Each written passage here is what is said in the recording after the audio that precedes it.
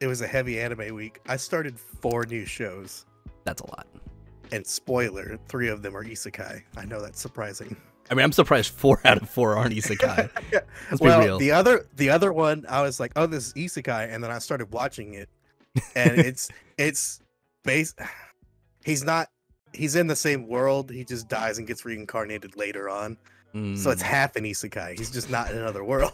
So it's 3.5 isekai, basically. Yeah, basically 3.5 isekai. And for those that don't know, I'm isekai trash. I have seen, if it's isekai, that's probably what I'll watch. That's Now, if you don't know what isekai is, it's basically where you're transported to another world, either by like summoning, or you die and you're transported, like Log Horizon, if you like video games, Overlord, stuff like that. So when you die, get hit by Truck Coon. accurate. When you get reincarnated, you're in a different world. That's isekai. And over the last, I don't know, 3-4 years, like the light novels have just been nothing but isekai. So that's why there's a lot of isekai being anime adapted, because they adapt off light novels, and that's like oversaturated the market. But I watch all of it, even if it's bad. That's Dean's thing. It's his kink. It's my kink. Yeah. So, I started a few and I went back to one. So let's see which one I want to talk about first. So the first one that I dropped, I give it the old 3-episode try. I actually watched 4 episodes and then I stopped watching it. And it's the one about I've been killing slimes for 300 years. So in that one, she's an overworked corporate lady. I think she falls down some stairs and dies. I don't know. And she gets she's like, I just want to live a quiet life, and she gets reincarnated, with like magic and stuff like that. And she gets reincarnated as a witch in this fucking just woodlands area, and she stays in her hut and keeps to herself, just killing slimes every day, like 20 slimes every day. And she sells the loot. They drop like a crystal or something, and that's how she sustains her life. She's like, oh, I'm just gonna kill these slimes, that way I can make enough money to buy food, then grow food and grow a farm. And so she does that for like 300 years. And I forget why she eventually goes into town. She goes to turn in and sell some stuff, and the lady that's there was like, oh, can I measure your stats or your whatever? So you can measure your stats if you infuse mana in this little stone. And she's like, I'm just curious, like, what your level is and stuff like that. And she's like, oh, I'm just a nobody. I'm just a witch that just keeps to herself. And she scanned it, and she's like level 99 and has like 11 million experience. And she's like, I don't know how this can happen. And she like breaks it down. It's like every 20 slimes a day for 300 years is like 11 billion experience. So now she's like max level, and now people are wanting to fight her and stuff. But there wasn't enough fighting going on, so I got bored. So I was like, oh man. These things happen. I don't know. It didn't grab me. The first 2 episodes, I was like, oh, this is kind of cool. So I'll probably just drop it or finish it later on. But the guy that was directing it, he did storyboard on like Grandcrest War and stuff.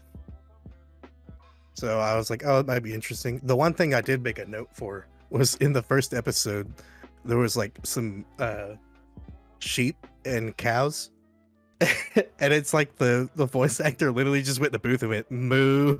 That's I was great. like, and bah. And it made me laugh enough that I had to write it down. That's sad that that's the highest point of that show. It's one thing I can't forget is fucking sheep and cow noises. Most talented voice acting.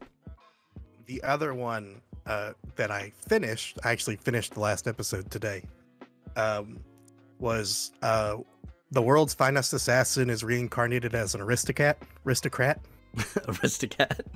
The other thing with isekai is they have really fucking long names. It's like a Fall Out Boy album. Oh yeah. I've got one that's not an isekai, but might as well be, that has a long, stupid name. It's a whole sentence. Might as well. That one, really, God, it was really good. And it was by who was it? Masafubi Tamura. He directed most of it. He also did Wise Man's Grandchild and Misfit Demon King Academy, which is the other one I started. So I did that. But funny enough, so World's Finest Assassin, he obviously in the name, he's the world's finest assassin. He's like 60 years old or something like that. He finally gets got, and he's in this, like, he's in limbo talking to the goddess or whatever it is, and she's like, I can reincarnate you with your memories into this fantasy world, but you just have to stop the hero before he goes on a rampage, because in like 16 years. So he gets reincarnated into an assassin family, and so he's just like this badass like kid assassin because he's got all of his memories from his other life. Now he's got magic on top of it. It's really good.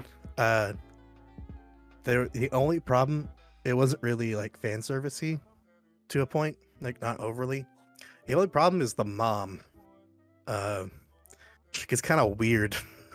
Oh, later on, does it start getting to a Milfikai type situation?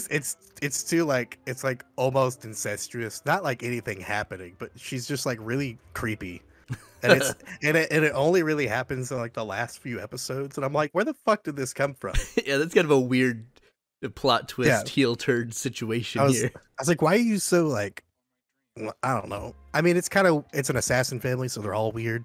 You know, like the dad's a doctor, and you know he has to, like, every so often he has to do an inspection on his son's physical body.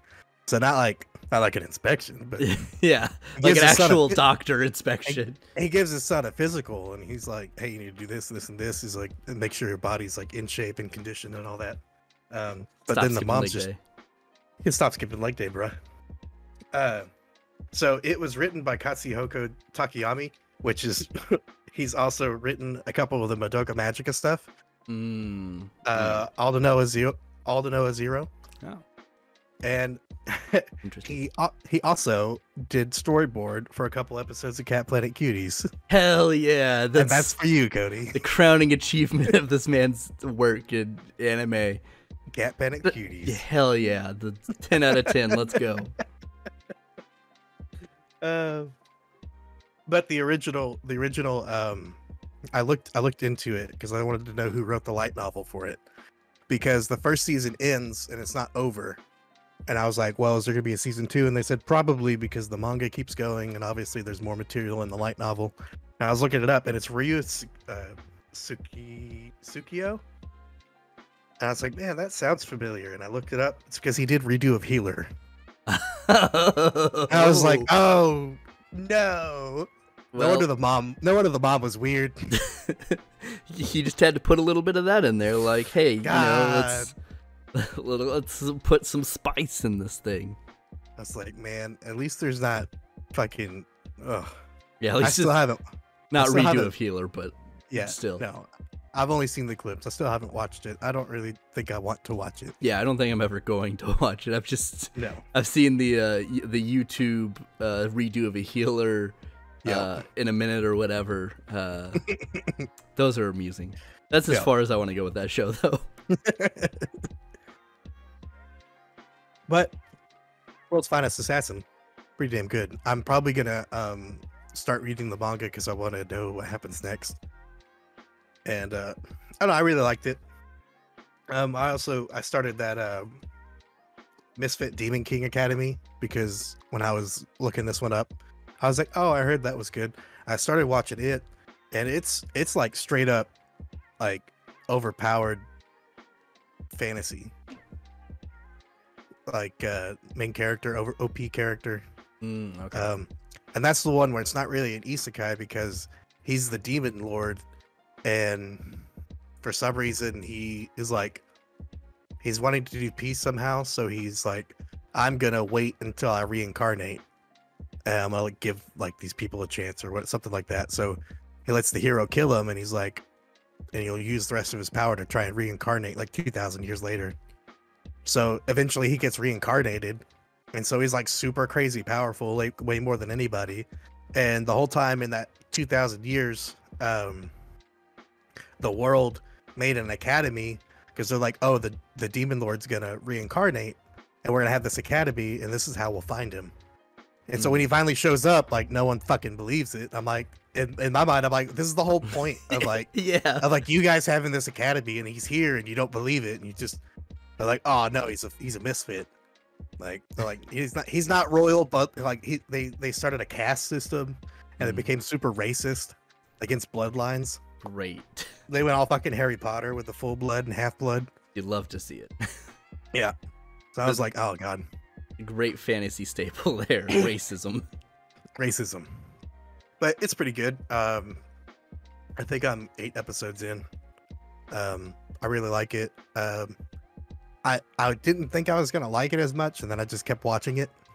Because it was like, oh man, he's literally like coming in, he's just super overpowered. But it's kind of nice sometimes because you know everyone's just talking shit, and then he fucking just wipes them. He bodies them, just like get fucked. Just straight bodied. Yeah. But that one's good. That Misfit Demon King Academy, whatever that one's called. The Spider Isekai. Have you ever heard about that one? Yeah, that one's been going for a minute, right? Yeah, it started I think last year. Yeah, so I've seen stuff. So I'm a spider. So what? I think is what it's called. Yeah, that sounds right. But it's just Spider Isekai, which it's like a whole classroom gets. I haven't finished it, but like all of a sudden there's a flash of light in this entire classroom. Everyone's isekai. Like some people are like little pet dragons, some people are just regular people, and she just wakes up. It's like the class nobody wakes up as a fucking spider. It's like reincarnated as a slime. Yeah. But different. But it's basically like she can see stats, kind of like Rimuru can.